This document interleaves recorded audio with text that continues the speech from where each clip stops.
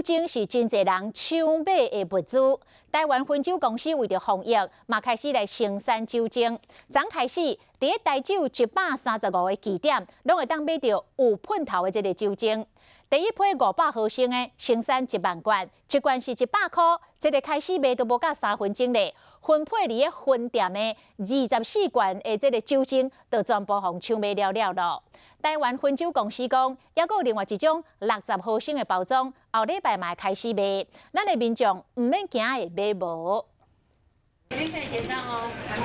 民众排咧伫纳钱，台酒开始卖，用喷的酒精清洁液，一个人限买一罐，较无3分钟，拢卖了了。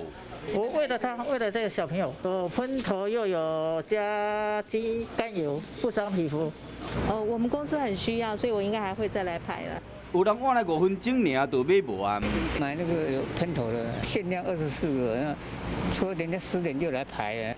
台酒为着防疫，嘛生产酒精，方便民众使用。换这款用喷的，头一批生产500cc 搁60cc，两种规价各1万罐，全台湾135个店定时定额伫卖。点过头一批60cc 的包装会先送到疫情指挥中心和防疫人员使用，所以讲乡亲这礼拜敢会使买到500cc 的。与其再铺到各4大超商去哈，那相关的通路费太贵，我不想转嫁给消费者。后礼拜第2批的会若是到位，就会开始卖这款细罐的酒精。台酒强调讲，每礼拜的会拢有够，若是产量增加，卖量嘛会增加，配合全民防疫。